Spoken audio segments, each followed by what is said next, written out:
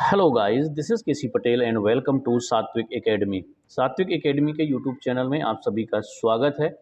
Computer शिक्षक भर्ती के लिए डीपीआई के द्वारा आदेश जारी कर दिया गया है। यह आदेश आपका 19 अगस्त 2025 का यहाँ पर दिनांक आप लोग देख सकते हैं। अब कंप्यूटर शिक्षक भर्ती क्या परमानेंट भर्ती होने वाली है? तो बिल्कुल भी नहीं। आप लोगों को अतिथि शिक्षक के रूप में नियुक्त किया जाएगा। उसके लिए आपको क्वालिफिकेशन क्या चाहिए, साथ में ही डॉक्यूमेंट्स क्या चाहिए, ताकि आप लोग इसमें आवेदन कर पाएँ। तो पूरी प्रक्रिया आपको वीडियो के अंत तक देखने को मिल जाएगी। तो आप लोग अंत तक जुड़े रहिए और एक एक इन्फॉर्मेशन को ध्यान से सुनिए कि किस तरह से आप लोग अप्लाई कर सकते हैं। और ऐसे कंप्यूटर इंस्ट्रक्टर या कंप्यूटर शिक्षक जिन्होंने पिछले वर्ष ज्वाइन किया हुआ था, किसी कारणवश, चाहे वो टेक्निकल प्रॉब्लम हो या फिर टेक्निकल प्रॉब्लम के साथ साथ स्कोर कार्ड का कोई प्रॉब्लम रहा हो, जिसकी वजह से वो लोग ज्वाइन नहीं कर पाए, तो उनको फिर से एक मौका दिया गया है। और साथ ही साथ नई वैकेंसी भी ओपन कर दी गई हैं, उसमें स्कूल चॉइस फिलिंग करवाई जाएगी आप लोगों से। तो जो लोग कंप्यूटर शिक्षक के रूप में मध्य प्रदेश के गवर्नमेंट स्कूलों में काम करना चाहते हैं, वो लोग यहाँ पर आवेदन कर सकते हैं। लेकिन उसकी जो रिक्वायरमेंट है वो आपको पूरी करनी होगी। आपके डॉक्यूमेंट्स क्या क्या होने चाहिए, तो आपकी क्वालिफ़िकेशन क्या क्या होनी चाहिए, ये सब हम इस वीडियो के माध्यम से बात करने वाले हैं। तो आप लोग वीडियो के अंत तक बने रहें ताकि आपको पूरी इन्फॉर्मेशन अच्छे तरीके से मिल पाए। ठीक है, चलिए, यहाँ पर ये जो आपकी भर्ती होनी है, ये समग्र शिक्षा अभियान और पीएम श्री योजना अंतर्गत अतिथि शिक्षकों की व्यवस्था की जानी है। इसमें आपके कंप्यूटर इंस्ट्रक्टर भी हैं, प्री प्राइमरी अतिथि शिक्षक भी हैं, ठीक है, म्यूज़िक टीचर भी हैं, स्पोर्ट टीचर, इन सभी की भर्ती की जानी है। ठीक, जो ऑलरेडी पहले ज्वाइन किए हुए थे उन लोगों ने कर लिया है। अब ये नई वैकेंसी है। नई वैकेंसी के तहत आप लोग फिर से, जो लोग इंटरेस्टेड हैं और जिनके पास क्वालिफ़िकेशन है, तो वो लोग अप्लाई कर सकते हैं। अब अप्लाई करने का जो प्रोसेस है वो भी हम बता देंगे। तो एक चीज़ मैं सबसे पहले आपको बता देता हूँ कि चाहे आप प्री प्राइमरी के लिए अप्लाई करना चाहते हो या कंप्यूटर इंस्ट्रक्टर के लिए करना चाहते हो या म्यूज़िक टीचर, स्पोर्ट टीचर, इन सब के लिए आवेदन करने के लिए आपके पास अतिथि शिक्षक का स्कोर कार्ड होना ज़रूरी है। वो बनता कैसे है? देखिए, जीएफएमएस पोर्टल, जो आपका एजुकेशन पोर्टल 3.0 है, उसमें आपका जीएफएमएस पोर्टल है, उसमें आपका रजिस्ट्रेशन होना चाहिए। रजिस्ट्रेशन होने के बाद आपको अपनी क्वालिफ़िकेशन उसमें फिल करनी है। इसके बाद आपको संकुल से वेरीफाई करवाना है। वेरीफाई करवाने के बाद आपका स्कोर कार्ड जनरेट हो जाएगा। लेकिन उसकी प्रोसेस क्या है, ऑलरेडी बंद हो चुकी है। जो लोग फिर से अपना रजिस्ट्रेशन करना चाहते हैं तो उसकी सुविधा ख़त्म हो चुकी है एजुकेशन पोर्टल 3.0 में। बट कुछ अतिथि शिक्षक ऐसे हैं जो पहले काम करते थे और वो लोग एजुकेशन पोर्टल 3.0 में रजिस्ट्रेशन नहीं करवा पाए। उसका एक रीज़न ये था कि हमारा तो रजिस्ट्रेशन पहले से है, हमारा स्कोर कार्ड पहले से जनरेट है, हमें क्या करना है रजिस्ट्रेशन करवाने की।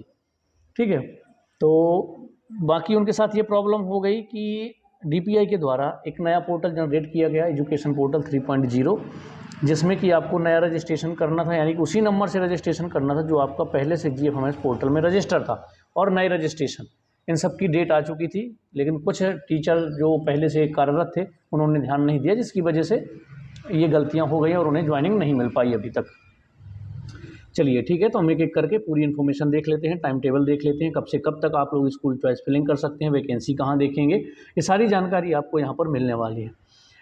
मैंने आपको बता दिया कि यहाँ पर जो आपके कंप्यूटर इंस्ट्रक्टर हैं, यानी कि जो कंप्यूटर शिक्षक होंगे, आईसीटी लैब में आपको कंप्यूटर इंस्ट्रक्टर के रूप में रखा जाएगा। म्यूज़िक टीचर, प्री प्राइमरी और स्पोर्ट टीचर, ये सब रखे जाएंगे।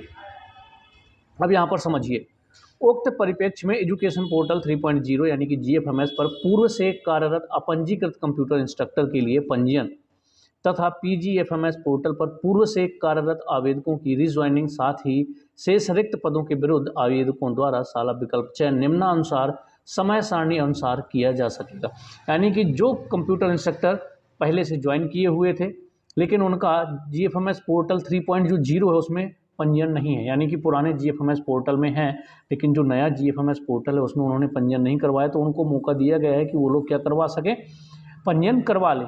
और साथ ही साथ जो पीजीएफएमएस पोर्टल है उसमें पहले से जो आवेदक कार्य कर रहे थे वो लोगों को रिज्वाइनिंग की भी प्रोसेस शुरू कर दी गई है। साथ ही शेष रिक्त पदों के विरुद्ध रिज्वाइनिंग और साथ में जितने भी पद बचेंगे, चाहे वो आपके कंप्यूटर इंस्ट्रक्टर के हों या अदर पोस्ट के हों, जैसे pre primary, music teacher, sport teacher, तो जो उनके लिए आपको स्कूल चॉइस फिलिंग करना होगा और आपके स्कोर कार्ड के अकॉर्डिंग आपको स्कूल मिल जाएगा।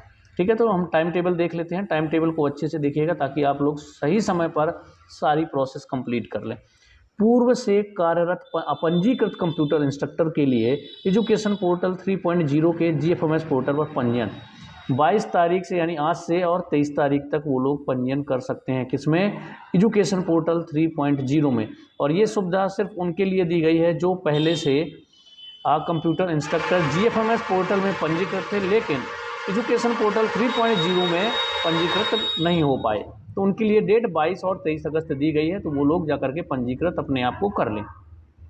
अगला, पूर्व से कार्यरत आवेदकों द्वारा रीज्वाइनिंग रिक्वेस्ट दर्ज करना तथा नवीन आवेदकों द्वारा PGFMS पोर्टल पर रिक्त पदों के लिए विकल्प का चयन करना। अब उनके जो विकल्प का चयन करना है वो कौन से पोर्टल में करना है? PGFMS पोर्टल है, वो मैं एक इसकी वेबसाइट ओपन करके आपको पूरी प्रोसेस बता दूंगा एक वीडियो में। इसमें पूरी इन्फॉर्मेशन है, आपका टाइम टेबल है। ठीक है, तो PGFMS एक पोर्टल है, वहाँ पर ही जो नए कैंडिडेट होंगे उनको अपने स्कूल की चॉइस फिलिंग करनी है। जहाँ जहाँ पर वैकेंसी खाली है वहाँ पर उनको लिस्ट मिल जाएगी उनकी लॉगिन ID पर। तो 25 से 30 तारीख तक की डेट दी गई है रिज्वाइनिंग की भी, और साथ में नवीन आवेदक यानी कि जो नए कैंडिडेट है जिन्होंने अभी तक कहीं नहीं पढ़ाया, बस उनका SS2 IT का स्कोर कार्ड होना ज़रूरी है, तभी वो लोग आवेदन इसमें कर पाएंगे। तो आप लोग जो रजिस्ट्रेशन करवा रहे हैं, आपकी डिग्री के लिए बात करें तो BSc कंप्यूटर साइंस में होनी चाहिए, BTech आपका EC, CS और IT से होना चाहिए, MSc हो, MCA हो, BCA हो, तो आप लोगों का जो स्कोर कार्ड है वो IT का बन जाएगा। लेकिन अब ये सुविधा उपलब्ध नहीं है कि अब आप रजिस्ट्रेशन करवा सकें। जिनका रजिस्ट्रेशन पहले से है GFMS पोर्टल पुराने वाले में, उन्हीं लोगों को चांस दिया गया है जो पहले से कार्यरत हैं यहाँ पर। तो वो लोग क्या कर सकते हैं, GFMS पोर्टल 3.0 में फिर से पंजीकृत कर सकते हैं, क्योंकि वो लोग किसी कारणवश 3.0 में रजिस्ट्रेशन नहीं कर पाए। और ये मौका सिर्फ उनके लिए है जो पूर्व से पंजीकृत थे और पूर्व से कार्य कर रहे थे। ठीक है, आवेदक की उपस्थिति रिक्वेस्ट को शाला प्रभारी द्वारा प्रमाणीकरण कर उपस्थित कराना। और 1 सितंबर से 4 सितंबर तक नए आवेदक हों या फिर पुराने आवेदक हों, सभी को ज्वाइन करवा लिया जाएगा। वहाँ पर रिक्वेस्ट भेजने का ऑप्शन आ जाएगा कि आपको कौन सा स्कूल मिला, आप रिक्वेस्ट सेंड करिए और संकुल के द्वारा यानी कि आपके विद्यालय के द्वारा उसको एक्सेप्ट कर लिया जाएगा और आप लोग उसी दिन से ज्वाइन कर लेंगे। ठीक है, तो ये पूरी देखिए टाइम टेबल अच्छे से देख लीजिए। 22 से 23 अगस्त 3.0 में रजिस्ट्रेशन कर लीजिए। जो पूर्व से कार्यरत कंप्यूटर इंस्ट्रक्टर थे उनको फिर एक मौका दिया गया है। ज्वाइनिंग रिक्वेस्ट जो पूर्व से कार्यरत थे उनकी ज्वाइनिंग रिक्वेस्ट के लिए 25 से 30 तारीख, और साथ में ही नए आवेदक जो हैं वो भी PGFMS पोर्टल, याद रखिएगा उनको चॉइस फिलिंग कहाँ करनी है, PGFMS पोर्टल पर चॉइस फिलिंग करनी है, यानी कि पदों के लिए विकल्प का चयन करना है। 25 से 30 तारीख डेट दी गई है और आपको अलॉट हो जाएगा 1 सितंबर से 4 सितंबर तक आपको ज्वाइनिंग करनी है। 1 सितंबर तक आप लोगों का अलॉट हो जाएंगे कि आपको कौन सा स्कूल मिला। चलिए आगे देख लेते हैं। ICT कंप्यूटर लैब के स्थापित एवं संचालित होने की स्थिति में ही कंप्यूटर इंस्ट्रक्टर को उपस्थित कराया जाए। मतलब ऐसे विद्यालय जहां पर ICT जो लैब हैं उनको संचालित होना जरूरी है, वहीं पर कंप्यूटर इंस्ट्रक्टर को ज्वाइन कराया जाए। ये एक तरह से इंस्ट्रक्शन दिया गया है। पूर्व से कार्यरत आवेदकों हेतु रिज्वाइनिंग के लिए यह अंतिम अवसर प्रदान किया जा रहा है। यदि आवेदक द्वारा नियत समय सीमा में पोर्टल पर कार्यवाही नहीं की जाती है तो आवेदक की रिज्वाइनिंग हेतु कोई दावा नहीं कर सकेंगे। ठीक है, तो ये लास्ट चांस है आप लोगों के लिए। ऐसे कंप्यूटर इंस्ट्रक्टर जो पहले से कार्यरत थे और किसी कारणवश उन्होंने 3.0 में रजिस्ट्रेशन नहीं करवाया है तो जाके करवा लें, और PGFMS के द्वारा ही रिक्वेस्ट आप भेज सकते हैं रिज्वाइनिंग के लिए। और नए कैंडिडेट के लिए मैंने बता ही दिया है कि आपको क्या करना है। आपका पहले से PGFMS यानी कि जो 3.0 GFMS पोर्टल है उसमें रजिस्ट्रेशन होना चाहिए। इसके बाद आपको PGFMS में जाना है, अपनी ID को लॉगिन करना है, वहाँ से स्कूल चॉइस फिलिंग करनी है। स्कूल चॉइस फिलिंग की डेट जो है वो 25 से 30 अगस्त दी गई है। और इसके बाद आपका 1 सितंबर तक आपको कौन सा स्कूल अलॉट हुआ नहीं हुआ ये सारी जानकारी आ जाएगी, और 1 सितंबर से लेकर के 4 सितंबर तक आपको वहाँ पर स्कूल में ज्वाइनिंग ले लेनी है। तो चलिए ये एक छोटी सी इन्फॉर्मेशन थी नए कई बार कमेंट्स आ रहे थे कि नए कंप्यूटर शिक्षकों की भर्ती कब होगी, हमें भी आईसीटी लैब के लिए अप्लाई करना है, तो नए आवेदकों के लिए कब आएंगी वैकेंसी। तो फाइनली सबके लिए आ गई हैं। जितने लोगों का भी स्कोर कार्ड SS2 IT का बना हुआ है वो बिल्कुल जा करके अप्लाई कर सकते हैं कंप्यूटर इंस्ट्रक्टर के लिए, उनका स्कोर कार्ड अच्छा होगा। इसमें एक और बात ध्यान रखिए, इसमें बीएड और डीएड की ज़रूरत नहीं है। कंप्यूटर इंस्ट्रक्टर में बीएड हो या ना हो कोई फ़र्क नहीं पड़ता, आपकी प्रोफेशनल डिग्री के अकॉर्डिंग आपका स्कोर कार्ड बनेगा और उसी के अकॉर्डिंग आपकी क्या होगी, ज्वाइनिंग होगी। तो चलिए मिलते हैं हम लोग नेक्स्ट वीडियो में। संपूर्ण जानकारी के लिए शिक्षक भर्ती से रिलेटेड हो या फिर अतिथि शिक्षक से रिलेटेड हो अपने मध्य प्रदेश की, चाहे आपका कोई भी टीचिंग एग्ज़ाम हो, उन सभी से रिलेटेड कोई भी जानकारी होती है हम लोग शेयर करते हैं, तो आप लोग हमारे साथ जुड़े रहिए। और कोई भी प्रॉब्लम है तो आप लोग कमेंट्स में बता दीजिएगा, हम कोशिश करते हैं कि आप सभी के डाउट क्लियर कर सकें। और साथ में ही आप लोगों की क्लासेस भी यहाँ पर मिलती हैं, जैसे आपकी MP टेट वर्ग 3 की हों, चाहे CTET पेपर 1 पेपर 2 के लिए हों, आइए। और जैसे अभी आप MP टेट वर्ग 3, इन सब के लिए क्लासेस भी आपको हमारे चैनल पर मिलती हैं। तो मिलते हैं हम लोग नेक्स्ट वीडियो में नेक्स्ट इन्फॉर्मेशन के साथ।